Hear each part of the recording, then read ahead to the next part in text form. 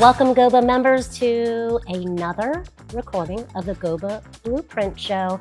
Thank you so much for carving just a little bit of time to be with me here today because, as I always promise you, there's another special featured guest on today's show.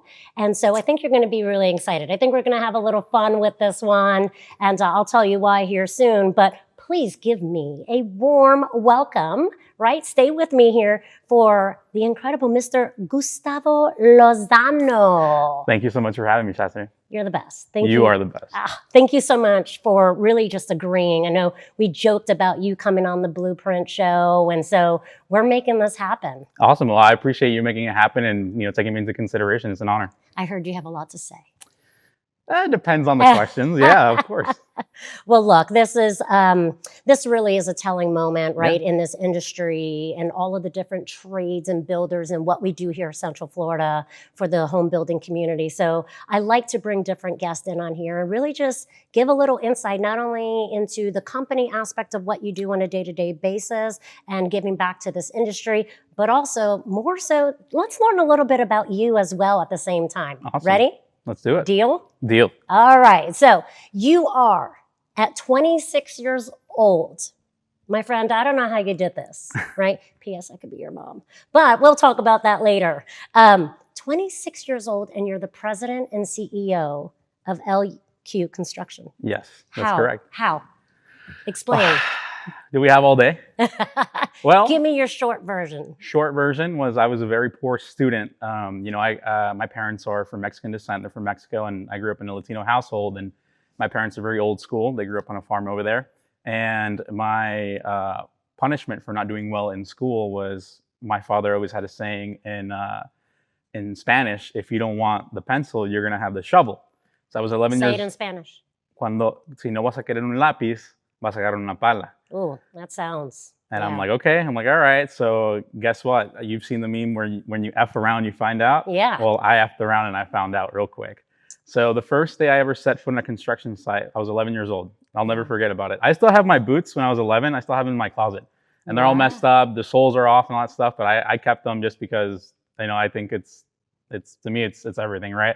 So to my dad, it was punishment. And then fast forward almost 15 years later, it ended up being the greatest blessing for our family. He was grooming you. He was grooming me. And you don't realize that at such a young age, right? No, absolutely not. I was miserable. While my friends were out playing, over the weekend, skateboarding or playing basketball or soccer or doing things that any 11-year-old does, I was out there shoveling. And my dad also got in trouble for it a lot. Like, I remember the days where he would hide me from the superintendent to the project manager, like, get in the truck, get in the truck, get in the truck. And then they would leave, and then he'd bring me out to pick up trash with a wheelbarrow or a bucket or shovel this, shovel that. But when I tell people, like, I grew up in this industry, I grew up in this industry. You did, and you've done such a phenomenal job. And I think it's telling, 26 years old, and we talk about workforce, right? Yeah. We're here we go again. We're going to continue to talk about it, because if we don't bring light to bring the change starting now, starting years ago, we're never going to see the change in the future, right? So you at 11 years old on a job site, and we talk about it all the time, all the, the owners of the companies, how their parents really just put them out there, right? And so it's not too late. Even 11, even if you're 26, if you're 22 years old right now, and you cannot see a career path, there's a way. Am I right? There is a way, especially in this country. Absolutely. That's exactly right in this country. So what are some ways that you can tell these youth, if you had a moment, and let's just say I was 22 years old, what would you tell me? Get off your butt and work. I mean, I see a huge problem in today's industries, right? And even with people that I grew up with, and now they're out of college and stuff. I think right now, society, for a 20-something-year-old woman or a man, everybody wants to be an influencer. Everybody wants to make money off the phone. That quick. They don't want to go through the grit. They don't want to go through the long nights and the early mornings. They just want it quick because so-and-so influencer did it apparently fast on social media.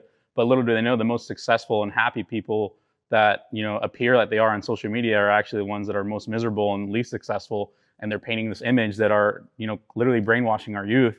And I think it's very sad because a lot of people, who were born in this country and haven't had the chance to leave. Like, I'm from Mexico and I go back to Mexico often. You go back over there to get out of the trenches is nearly impossible. You go to, maybe Africa or the Middle East or countries where opportunity isn't there. And that's what makes this country so great, is that you can literally choose what you want to do, and you can literally set your path on how successful you can be in this country. And the only thing that's stopping you is you. I mean, I'm a prime example of being at the lowest of the low of the low. And I'm glad that I'm proudly able to say that I've also set the example on, hey, I didn't want to live, and notion on my parents. My parents, they gave me to the best of their ability, right? But we grew up extremely underprivileged in my household. I grew up in an apartment when my parents first came to this country. They were sharing a 1-bedroom apartment with like 5 other families, and we grew up in mobile homes, and we grew up in the hood, as people my age would say it. So, and up until a couple of years recently, we moved into a better neighborhood. So, it's all about how bad that you want it, right? You don't ever want to stay stuck in especially in this country. It's the worst feeling ever, especially when you see other people progress and you just don't make any progress. And that's that hard work. That's that ethic behind what you do. And speaking of that, you have core values of kind of your upbringing that you instill into LQ Construction every day. So I happen to visit your website, and I love these core values. Honesty, right? I can really feel these about integrity. I feel that when I talk to you all the time, your passion, your integrity, accountability, right? Get your butt up, get moving, get a job, push forward in life, right? And grit, that grind, that hard work that rewards you every single time. So I really, truly appreciate it. And you touched on something. Let's go ahead and really just, the elephant in the room. Yeah. Immigration. Correct. Without getting too political, right? You are a Mexican-owned company. There's a lot of situations in the U.S. right now, a lot of immigration talks, a lot of, ICE visiting different job sites. Are you worried? I'm deeply concerned for not just this industry, but for the country as a whole, because I am a firm believer that people don't really realize how much of an impact, not just Mexican immigrants, but immigrants from all around the world have on this country, right? And I'm going to maybe pull out a race card and call it controversial if you want, but I mean, you don't see an American pulling concrete in 100-degree weather, or an American cleaning a hotel room or picking strawberries. And this is something that I stress to people right now, and this is just my belief, right? And this may be controversial. I firmly believe we are in a receding economy where demand is low. I've been to theme parks in the last 3 months. Wait times are 20, 30 minutes, something I haven't seen before in years. Grocery stores are not as full as they used to be. I have friends who own car dealerships. They're struggling to make sales. I mean, wherever you go, you see people pulling back, and even people stretching their dollar, right? And that to me is the definition of a recession. But without getting too political here, I think when things tick back up, and they will tick back up, I think we're in a correction, we are going to face a huge issue. For example, we go to Las Vegas for the Builder Show, right? Correct. I believe instead of waiting 10, 15 minutes for a room when you check in, we will wait hours because they don't have housekeepers. You will go to the grocery store market at 5, 6 p.m. and there will be no more berries. There will be no more meat in the meat section. So you foresee a correction, if you will. I foresee an economic correction, but most importantly, I foresee a huge labor shortage in sectors in which it's tough to get labor, and not just in our industry, because no young and upcoming talent wants to pick up those jobs. And let's be honest here, who wants to pull concrete in 100-degree weather? Who wants to be a housekeeper? But who wants to go pick strawberries and blueberries or cotton or whatever it may be? I mean, but that's what where the immigrants who come from nothing over there, and you bring them over here, to them, they're in paradise. They made it. They're they're $1 million people, and they do it so well, and they do it so efficiently, and without them complaining, they go out there and risk their lives. And you said it. It's hard work. It's hard work. It's grit. Hard work, and that's what they're groomed. That's what we're groomed for. Right? That's what we're groomed to do for. You're exactly right. So you're not worried on a day-to-day basis, but you do think that possibly in the future it's going to be like, okay, we need to revisit this because we do need those hardworking people. And most importantly, and it falls back on basic economics, right? So it's supply and demand, right? So when you start seeing a shortage, that's what causes inflation. So that's what the Federal Reserve has been trying to fight these last couple of years. So I'm just as curious on to see what's going to happen, but I think we're in a snowball that's just getting bigger and bigger and bigger, and it's bound to turn into an avalanche where we'll see what happens and we'll deal with It's it going to when it demand comes. change at It's that going to point. demand change. It's going to demand Yeah. change. Well, I wanted to ask you that question. There was a reason behind it. I know a lot of people probably want to know what you're thinking. Yeah. And so thank you. Thank you for being so open and vulnerable for everybody out there listening to this. And it just kind of reflects on who you are as an individual. So I went to your LinkedIn page and I saw this quote. So when you hear it, what does it mean to you? When focus goes, energy flows. That to me is everything. I mean, focus, if you're going to focus on your craft, on your profession, right? That's where your energy is going to flow in terms of continuous improvement, betterment, knowledge, and ultimately that'll compound, whether it's professional or personal, you're trying to better your body, you're trying to better your mindset on being a better person, you ultimately compound into being that version of you that you aspire to be. So to me, I live by that statement. If I'm going to focus on doing bad things, I'm going to set myself up, I'm going to set myself back. If I focus on getting better every day, and it's the smallest, little, 1% better every day, I'm going to be better at the end of the year by this much, unrecognizable. Correct. So I live by that statement. And that's something that I coach to my leadership executives in the company, that I tell my family, like, hey, put your focus in the right places. Stop wasting time on the wrong places that aren't going to get you anywhere and just set you back. I love it. I love it. So I love quotes. I have my own personal quotes that change on a daily basis, just according to my feelings and my emotions. Yeah. So that really struck a chord with me. So respectable shell contractor in town. I hear a lot of great things of what you're doing out there. Congratulations to you. Thank you. 6 divisions, 17 counties Yeah. in Florida. You've been here since 2003, growing. Well, in this market, in right? this market, yeah. Every day that we get another one is a day that we grow, It's right? a day that we grow, yeah. That's right. So, obviously, very rewarding shell contract. Why shell contracting? Well, when I was brought up into the business, my father was a commercial concrete contractor. So not a lot of people know this. Some people who follow me on LinkedIn may know it, but by trade, I'm a concrete finisher. I'm a mason. Till this day, I can go out there and lay block and form a commercial structure or a house and prep it and place it.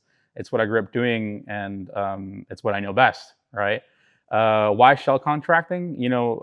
Things change. The industry evolves. So, at first you saw back in the early 2000s, 2010s, builders or general contractors would just have their concrete guy, and they would have a separate mason, and then they would have a separate framer. Right. But as labor, after the 2008 recession, a lot of those people retired, went to other industries. We had a little bit of a labor shortage. So companies began to think outside the box, to consolidate, to offer, like a one package deal, right, to these builders and contractors that would make their, eyes water and their mouths water. Like, oh yeah, one guy for 80%, because the shell's, 70% of the build. Correct. We leave it trade ready, and you're done in the next 2 months, depending on the type of structure. So that back then was very innovative. It was a great idea and a great business philosophy to provide value to the client. But nowadays, it's just so common that they're everywhere. It's an amazing trade to be in. I mean, you are a huge partner for all the builders out there. So congratulations to you. Thank you. Now let's talk about GOBA. Let's do it.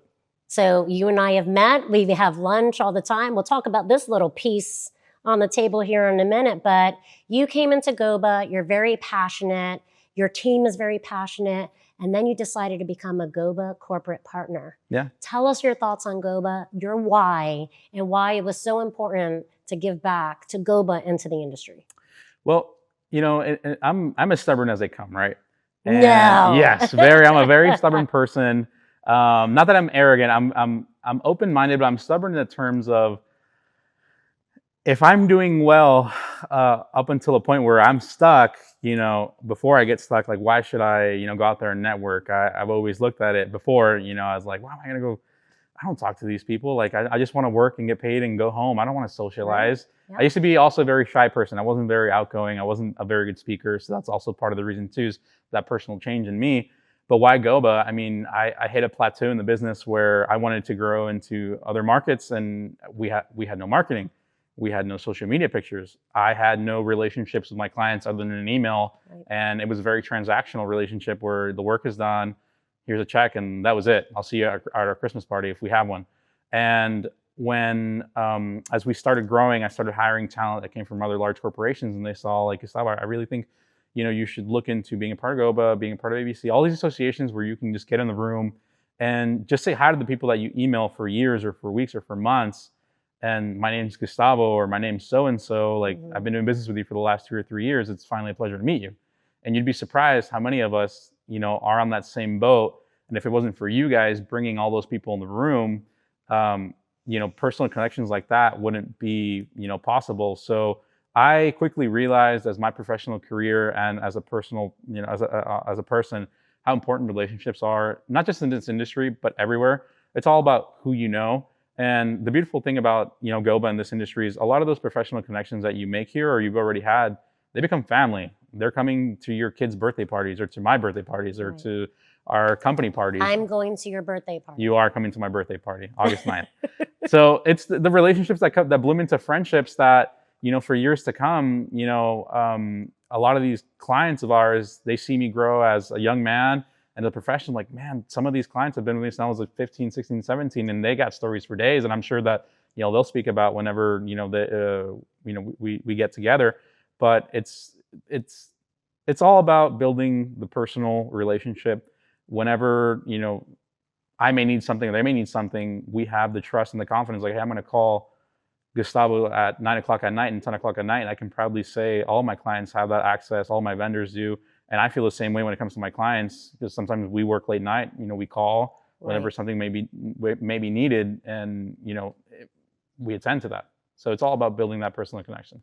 Well, I will tell you, on behalf of the team and the leadership here at GOBA, we thank you immensely for your trust in us and your dollars, and to supporting the industry, and we value you immensely. So thank you. And another thing I want to add about GOBA is you guys are special in terms of what touches my heart. Is I remember when you had me come, when the middle school students were here, right? And you guys graciously, gave me a spot to bring my equipment. I'm very passionate about seeing young professionals, because I see myself out there, right? Absolutely. Nobody ever showed me a piece of equipment when I was in middle school. They didn't, none of that stuff. And the fact that you guys opened those doors to me, because ultimately that's my passion, that's my why. I want to better the world. I want to better professionals. That's something that's dear, that I hold dear to my heart, and I'll always be grateful for you guys, and I'll always stick by your guys' side as long as I'm here. That way we can continue to make an impact on one of those young kids' lives.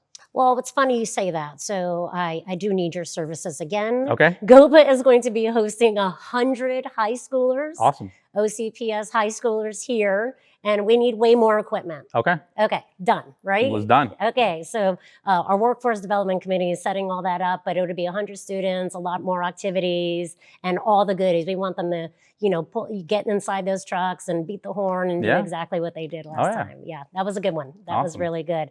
All right, so let's talk about Gustavo and what we have here. Right? So I just learned something very interesting about you. And let's go into the personal aspect, right? So we're talking agave farm.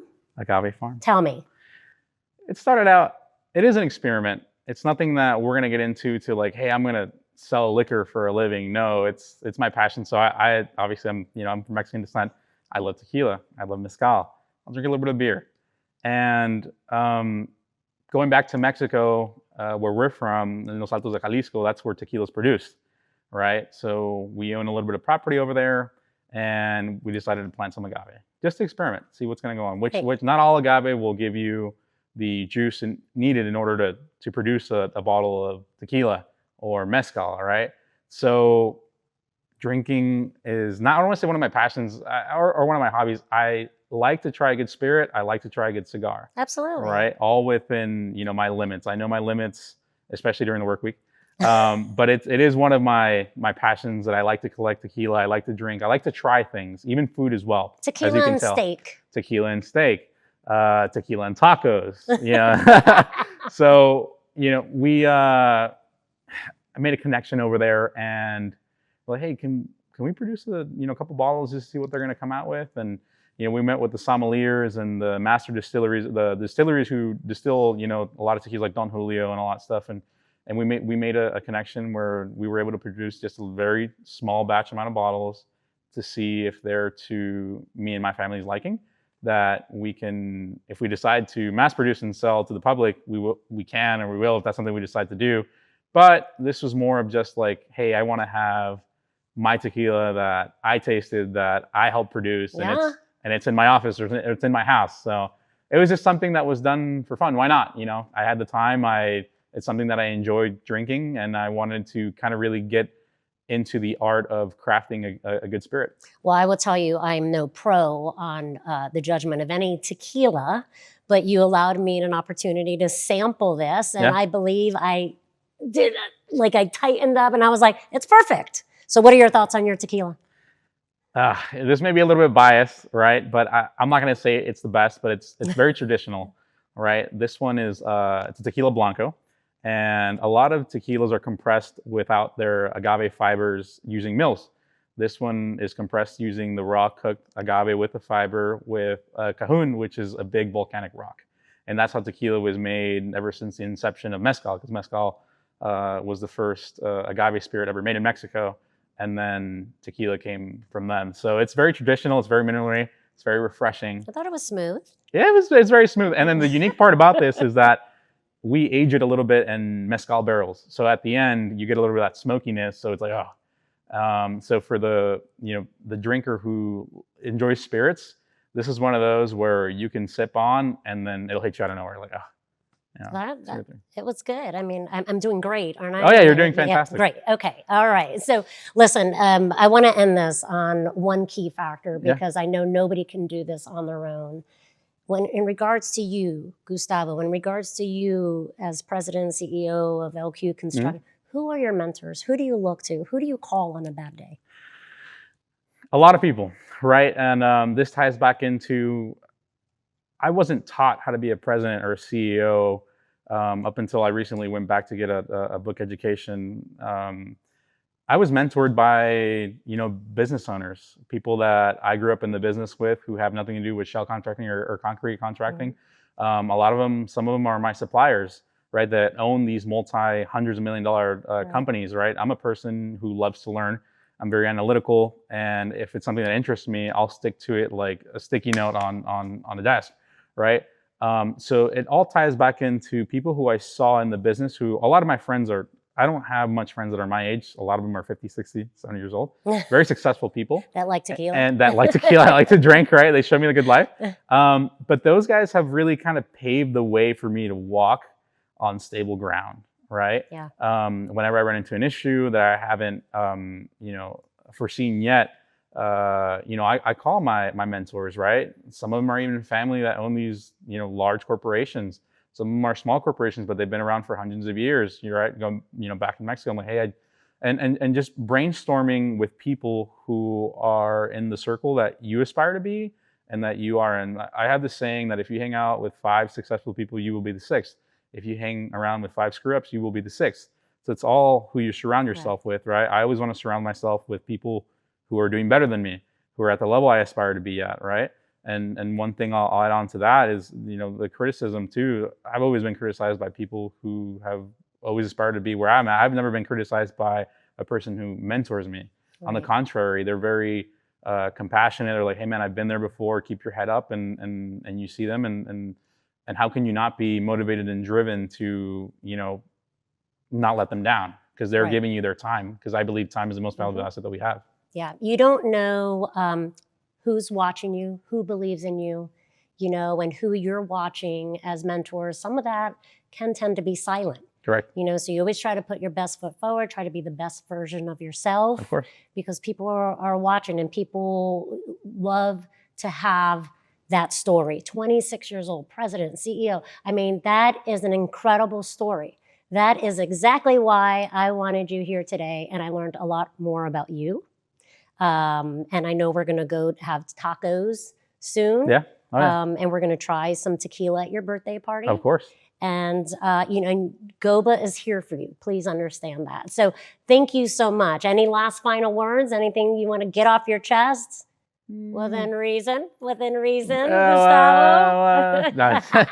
No, I appreciate you having me here today, Chastity. I really, really enjoyed having a conversation with you. Thank you for, like I said, just being vulnerable and allowing us to tap into a little bit more into your daily life and LQ and everything in between. So Anytime. Thank you so much. Thanks. You.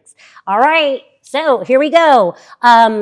To get your bottle of LQ, no, I'm just kidding. Just call me. What a treat. What a treat. So now if you happen to like to taste tequilas, now you have something in common and you can reach out to Gustavo. Of course.